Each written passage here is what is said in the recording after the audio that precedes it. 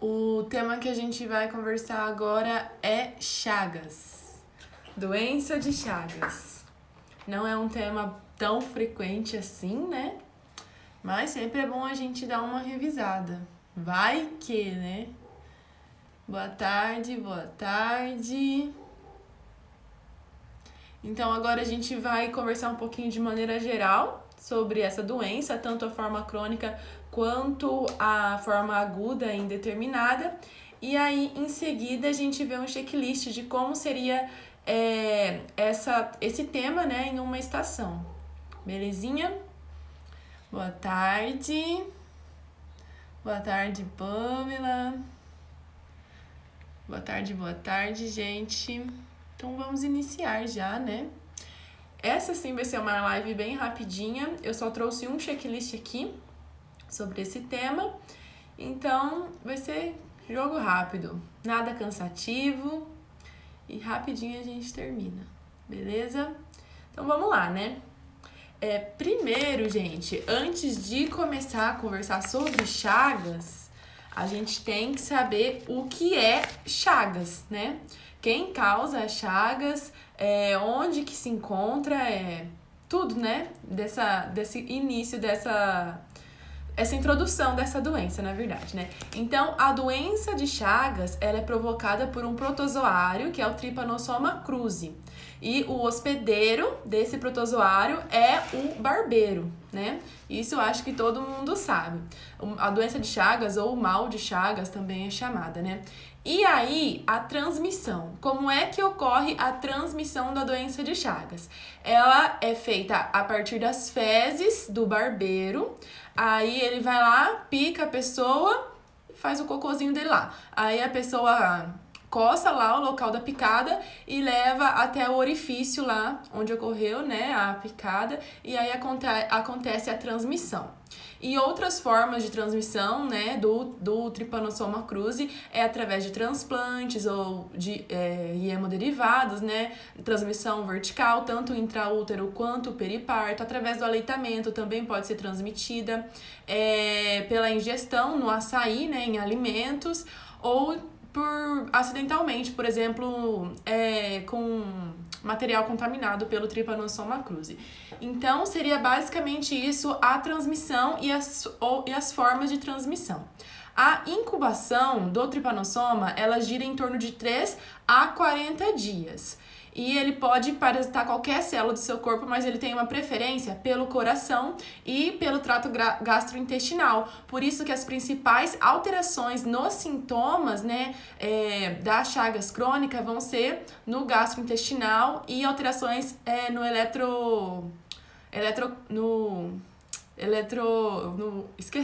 no ECG, eletrocardiograma. Então, vai ser essas as principais alterações, porque ele tem essa preferência pelo coração e pelo trato gastrointestinal, pelas células musculoesqueléticas e células cardíacas, tá? Então, vamos falar aqui rapidamente sobre as formas da doença de Chagas. A gente vai ter a forma aguda, ela é um pouco mais rara, mas ela é bem típica, né, a forma aguda. E como que é essa forma aguda? 90% vai ser assintomático, mas os casos que têm sintomas, né, eles podem apresentar aumento dos gânglios e o principal é o chagoma de inoculação e o sinal de Romana, né? Então, se a gente vê isso em alguma questão fechada, na prova, no checklist, na prova aberta em qualquer lugar. Se a gente vê um chagoma de inoculação ou sinal de Romana, tá provavelmente falando da Chagas aguda, certo? E o que seria esse chagoma de inoculação? Ele é esse sinal clássico, né, que ele forma um orifício, assim, uma base arredondada eritematosa, e ela é meio dura, mas ela não supura, não dói, não faz nada. Então ela só coça um pouco e ela é eritematosa. Ela pode ter um edema, assim, parece um furúnculo, mas não tem supuração. Esse é o edema de inoculação, tá? Ela é essa forma cutânea, mas eritematosa. E o sinal de Romana, ele é um edema na região do olho, né? O olho fica muito inchado, assim, chega a ficar fechado. E ele também é clássico das chagas, né? Ele pode ser associado à conjuntivite e também tem aumento ganglionar, tá? Então, em torno de 10 a 20% dos casos agudos da doença de Chagas. Ele é um sinal patognomônico da doença de Chagas. Então, ouviu o sinal de romana, viu isso, né? Uma pessoa com o olho inchado, com os antecedentes, que a gente vai comentar daqui a pouco, com chagoma de inoculação, com aumento ganglionar. Então, a gente tem que pensar em Chagas, tá? E na forma aguda também pode dar uma pancardite chagasca, que ela é muito grave, só que ela também é mais rara, tá? Então, a forma aguda seria isso. Depois a gente vai ter a forma crônica e a forma indeterminada. Antes, na verdade, a gente tem a forma indeterminada, que é o período entre a forma aguda e a forma crônica. Nessa forma indeterminada, o parasita tá lá, o parasita tá presente, mas não tem nenhuma lesão típica, tá? Ele pode transmitir se ocorrer uma nova picada e pode evoluir para a forma crônica ou durar a vida inteira sem nenhum sintoma, sem nada, tá? Então, ele pode ter essa evolução ou pode ficar lá com o tripanossoma no corpo e não ter nada, a pessoa. Aqui vai ter a sorologia positiva, mas não vai ter nenhum sintoma nessa forma indeterminada. Já a forma crônica vai ter a sorologia positiva com os sintomas. E dentro da forma crônica, a gente tem as principais manifestações, que são as cardíacas e as digestivas. Dentro das cardíacas, a gente vai encontrar arritmias, hipertrofia do ventrículo direito, insuficiência cardíaca por essa hipertrofia do ventrículo direito, né? E também pode apresentar morte súbita por fibrilação ventricular.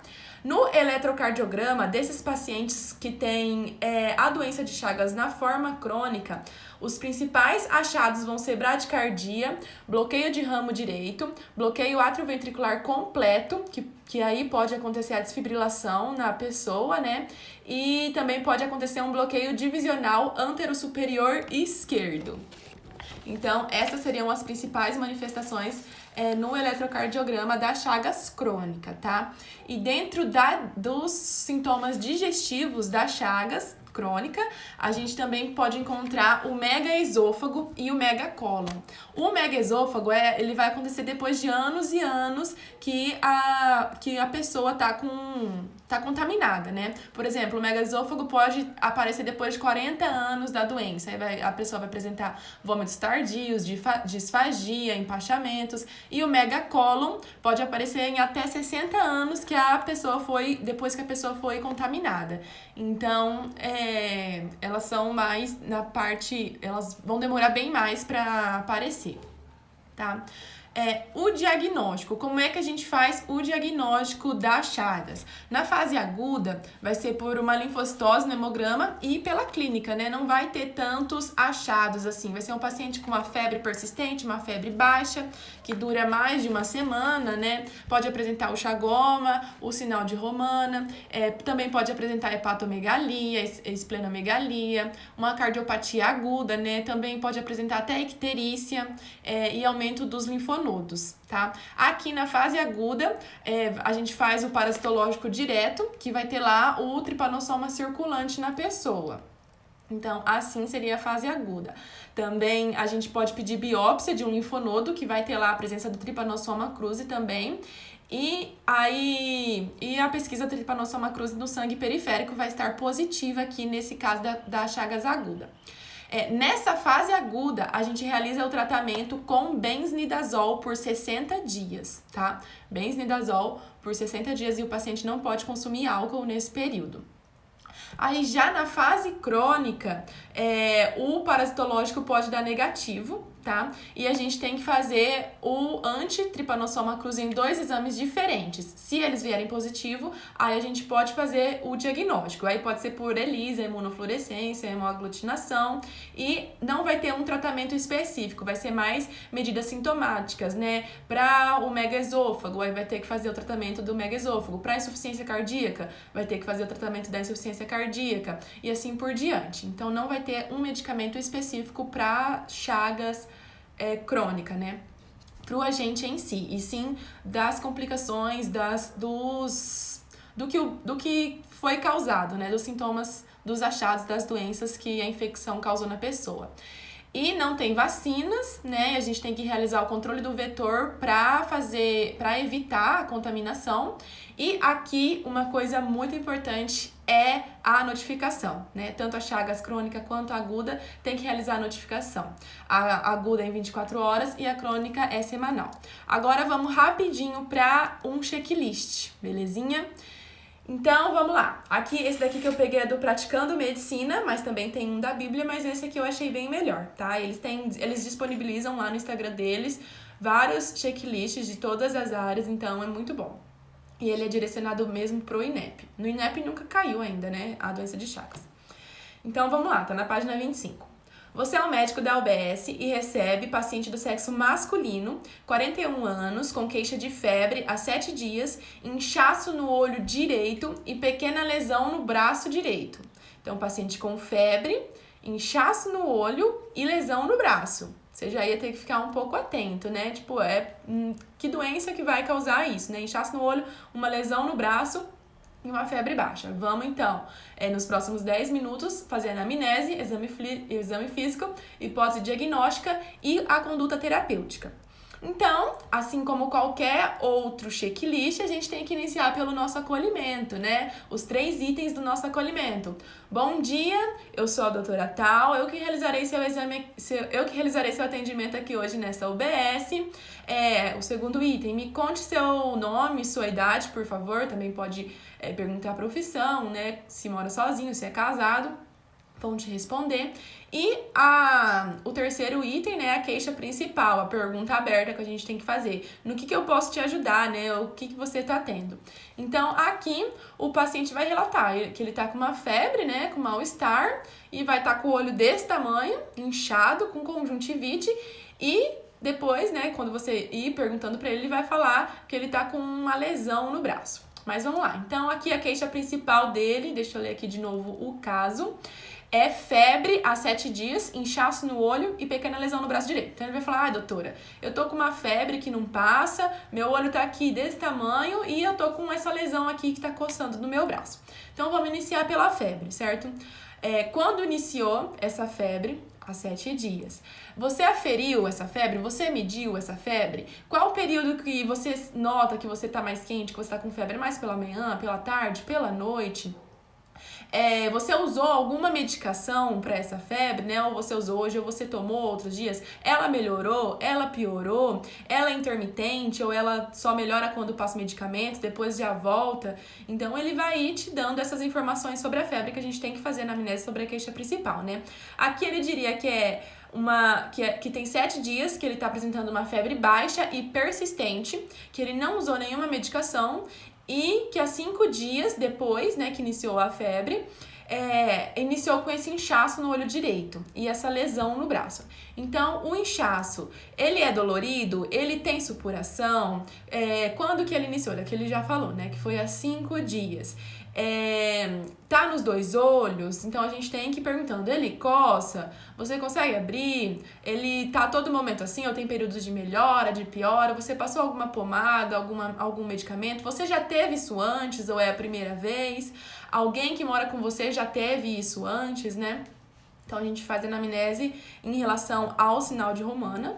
E depois, no braço, a gente vai perguntar sobre a lesão, né? Como que ela é? Ela é avermelhada? Ela é dolorida? Ela coça? Quando que iniciou? Você já teve isso antes? O que mais que dá pra gente perguntar? Tem supuração, né? Sai alguma coisa de dentro? Tem em outro lugar do corpo? É só aí? Você notou que algum bicho te picou aí? Ou você não viu nada te picando? Aí ele vai falar... geralmente, o bicho barbeiro, ele pica à noite, né? Quando a pessoa tá dormindo e a pessoa não sente a picada, porque... sai tipo um anestésico junto na picada, eu não lembro direito como mas a pessoa não sente, tem um componente que é meio anestésico, aí a pessoa não sente na hora da picada do bicho barbeiro. E aí ela só vai perceber que levou a picada no outro dia porque tá coçando, não por causa da dor.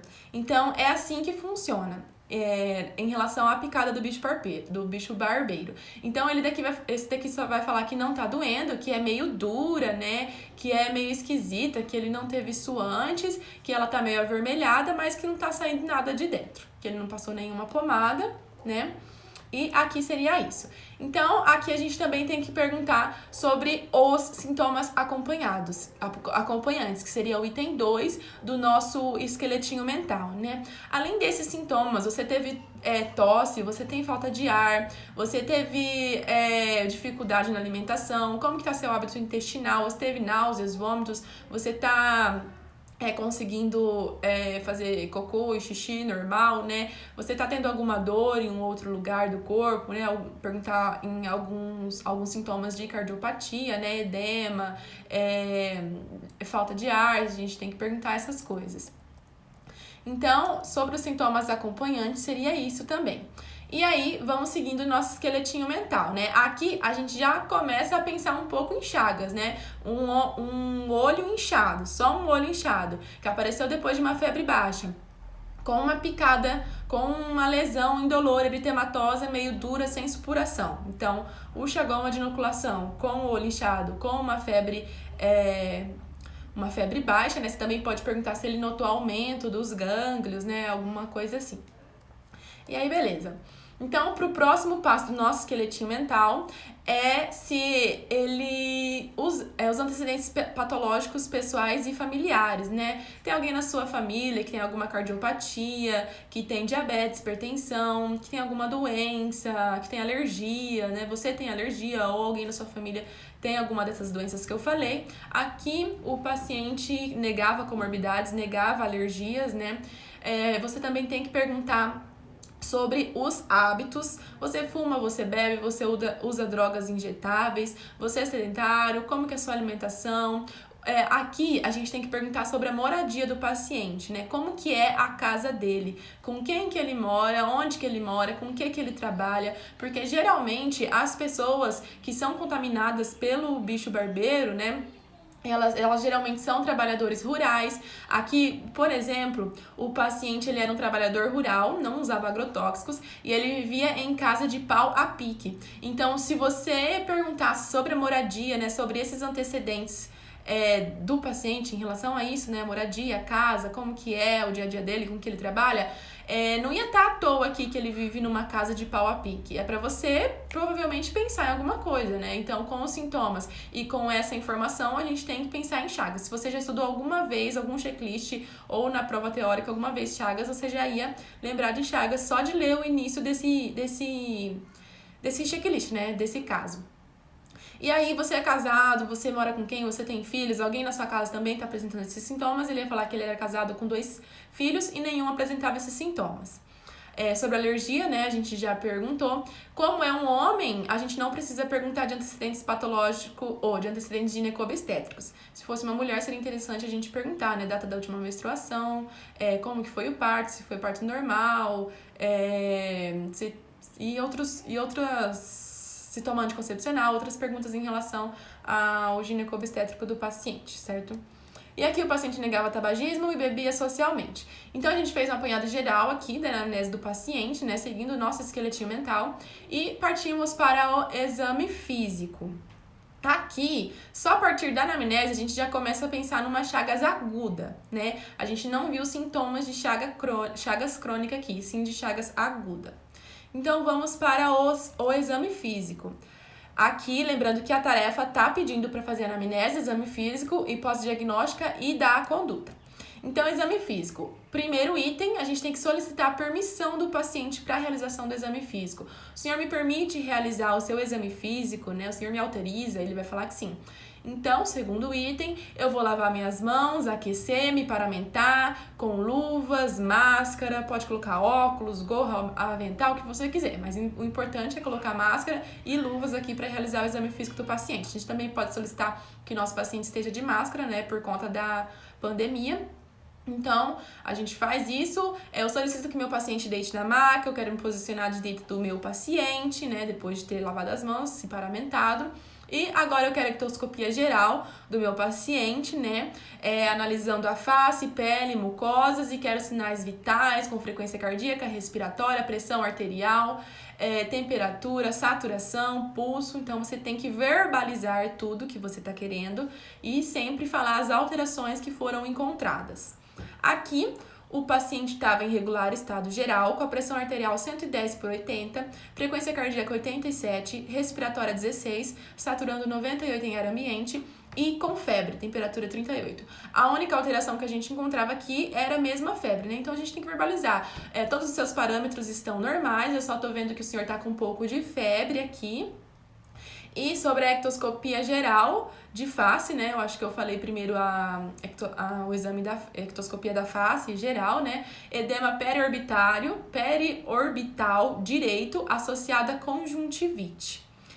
Então, esse era um dado importante que a gente não podia esquecer de pedir, né? Aqui a gente tem que fazer o exame físico da face, porque a queixa dele é no olho, é na face. Então, a gente tem que fazer o exame físico direcionado para a queixa, né? A gente não vai ficar lá pedindo exame físico abdominal, não sei o que, não sei o que, não sei o que. Primeiro, porque a gente vai pedir aqui também, mas primeiro tem que ser o da face. Vamos começar da queixa do que o paciente está sentindo no momento, né? Então, tá. Então a gente já pediu, né? Ele tá com edema periorbital direito, com conjuntivite, então a gente continua o nosso exame físico. Agora eu quero fazer a inspeção dos linfonodos, se tem linfonodos aumentados, já pensando em chagas, né? E já pensando que o chagas aguda dá um aumento dos linfonodos. Eu quero então fazer a palpação dos linfonodos, quero fazer a ausculta cardiopulmonar com a inspeção do tórax, quero fazer a palpação e percussão também torácica, né? Quero fazer a inspeção, auscultação, palpação, percussão do abdômen, lembrando sempre que no abdômen a ausculta é em segundo lugar. Depois você solicita a inspeção dos membros, né, para ver, e também a inspeção, a visualização dessa lesão que o paciente está se referindo, né? E aqui ele estaria com o cardiovascular tudo normal, o abdômen levemente distendido, os ruídos normais, indolor, com massa palpável a 3 centímetros de rebordo costal direito e 2 centímetros do esquerdo. Então, ele estava com hepatoesplenomegalia, tá? Então, também mais um item, mais um fator pra gente pensar numa chagas aguda, né? Também apresenta hepatoespleno, como a gente já conversou lá no início. E os membros, né, inferiores sem lesões ou edema, e no superior, que é lá onde está o chagoma de inoculação, estava com uma lesão arredondada, avermelhada, quente, dura, indolor e não supurativa. Então aqui a gente tem que falar as alterações que a gente está encontrando, né? Eu tô vendo aqui que o senhor tá com um provável chagoma de inoculação aqui no seu braço, né? Tá com sinal de romana aí no seu olho, que tem a conjuntivite associada. Tá com hepatoesplenomegalia. E eu vou pedir exames complementares aqui, depois que a gente já solicitou todo o exame físico, né? A gente já terminou. Então, a gente tem que solicitar primeiro que o paciente volte à cadeira, né? Não vai deixar o paciente deitado lá na maca. Então, eu solicito que o meu paciente retorne aqui à cadeira, que eu quero pedir alguns exames complementares para eu confirmar minha hipótese diagnóstica. E aqui a gente pode pedir um hemograma completo, né, para ver os leucócitos, para ver as plaquetas, para ver hemoglobina. E também, pensando na infecção pela chagas, né, por chagas, a gente pede uma pesquisa de Trypanosoma cruzi em sangue periférico e uma biópsia de algum linfonodo, certo? Que são os exames para a gente confirmar essa doença. Então, viria um hemograma. A gente também poderia pedir, né? Perfil renal, lipídico, de urina, né? Se a gente estivesse pensando em outras coisas, para descartar algumas hipóteses diagnósticas que você poderia estar pensando aqui nesse caso. Talvez até um eletrocardiograma você poderia solicitar lá na hora, né? Para ver se tinha alguma alteração. Mas aqui, os únicos exames que eles realmente iam te entregar seria o hemograma completo, né, com hemoglobina de 13, normal, hematócrito 37, normal, leucócitos de 12, estava um pouco aumentado, né, com predomínio discreto de neutrófilos e eosinófilos, com as plaquetas 180 mil. Então, as plaquetas também estão normais. A pesquisa do tripanossoma no sangue periférico estava positiva e a biópsia de linfonodo também tinha a presença do tripanossoma cruzi. Então, se você tivesse pedido esses exames, você fecharia o diagnóstico de Chagas, certo? E os outros, eles não te entregariam aqui, não teria disponível. Mas só com esses aqui seria o que você precisava para fechar o diagnóstico, tá? E aí, então, você tem que falar, através dos exames da sua anamnese, né, dos seus achados clínicos e dos seus exames complementares, o senhor tá com as Chagas, com a doença de Chagas, pergunta, o senhor sabe o que é isso? O senhor entende o que é essa doença? Se ele perguntar, né, o que é isso, doutora? Meu Deus, como que eu peguei isso? Aí você explica, né, se ele perguntar, senão você não vai perder seu tempo explicando sobre o que é o bicho barbeiro, como que é a contaminação. Só se ele perguntar, então é porque tem lá no checklist, aí você responde, certo? Então, você explica, né, através da picada do bicho barbeiro, que você pode ter sido contaminado através de algum alimento, né, por exemplo, açaí, ou da sua casa, que é feita de pau a pique, ou, enfim, você vai explicando para ele as formas de transmissão, se ele perguntar. Se ele perguntar o que é, né? Aí, aqui, como ele falou que... O Pedro perguntou, Chagas aguda, é importante falar assim, certo? Isso mesmo. Você tem que falar que é Chagas aguda. Eu falei só Chagas, né? Então, você tem que falar que ele tá com uma doença de Chagas aguda pelos achados, pelos sintomas e notificar. Se você diagnosticou uma doença que é de notificação, você já notifica para você não esquecer depois, e eu já tava esquecendo aqui. Então, você faz o diagnóstico, já fala que vai fazer a notificação dessa doença. Como é aguda, você tem que fazer em 24 horas a notificação, certo? Então, você realiza a notificação, faz o diagnóstico de Chagas aguda, pergunta sobre os familiares, né, se eles estão tendo algum sintoma. A gente já perguntou lá no começo, a gente já esclarece as formas de transmissão, então eles podem realmente ter podem ter sido contaminados também com o Trypanosoma cruzi, né? Então, a gente explica aqui para o paciente e já fala sobre o tratamento, né? Como a gente já conversou, a forma aguda, ela tem um tratamento específico, ela tem um medicamento específico, que é o benznidazol. A gente vai prescrever ele por 60 dias, via oral, 3 vezes por dia.